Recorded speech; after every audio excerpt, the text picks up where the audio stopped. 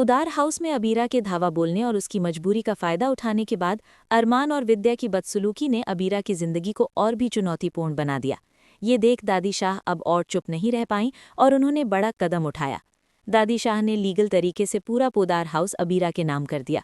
अबीरा के सामने ये अधिकार आते ही अरमान और विद्या के होश उड़ गए। विद्या की नाराजगी साफ नजर आने लगी और अरमान भी हैरान था कि अबीरा ने ऐसा कदम कैसे उठाया। दोस्तों, सीरियल रिश्ता क्या कहलाता है का ये नया ट्रैक अब तक का सबसे इंटरेस्टिंग और हाई वोल्टेज होने वाला है। आने वाले एपिसोड में आप देखेंगे कि अब अबीरा पोदार हाउस में लौट आई है और ये कदम उसने किसी और के लिए नहीं बल्कि अपनी दादी शाह की खातिर उठाया। दादी शाह की आवाज़ सुनकर उसे एहसास हुआ कि घर की बेटी घर लौट आई है और घर की खुशियों को वापस लाना अब उसकी जिम्मेदारी बन गई है। दादी शाह मानती हैं कि घर की बेटी के बिना ये घर अधूरा है और रिश्ते बिखर चुके हैं।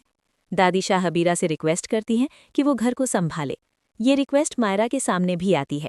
मायरा इस दौरान अपनी माँ को मिस करने की भावना को महसूस करती है और ये समझ पाती है कि दादी शाह का हाथ पकड़ते हुए उसे अबीरा की उपस्थिति का एहसास हुआ।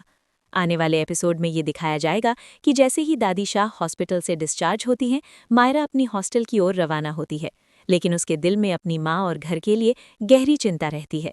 अब दूसरी तरफ अरमान अबीरा को चेतावनी देता हुआ नजर आएगा। वो कहता है कि अगर अबीरा इस शहर में रहती है तो उसे और मायरा को आमना सामना करना पड़ेगा, जो बड़ी समस्या पैदा कर सकता है। वो चाहता है कि अबीरा शहर छोड़ दे, लेकिन अबीरा साफ शब्दों में कहती है कि वो कहीं नहीं जा रही। उसने अपनी जड़ों और पोदार हाउस में अपनी जगह को सुरक्षित करने का निर्णय ले लिया है।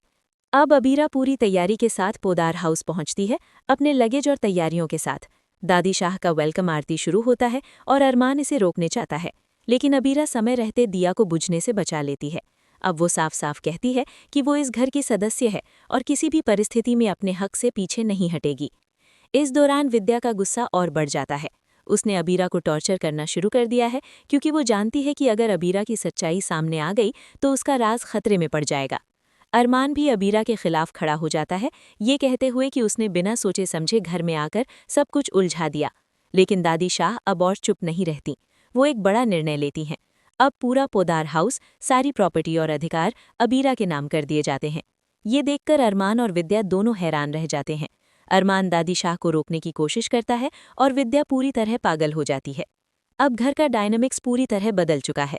आने वाले ट्विस्ट में आप देखेंगे कि विद्या अपनी चालें चलती रहेंगी, लेकिन अबीरा हर चाल का जवाब देती नजर आएगी।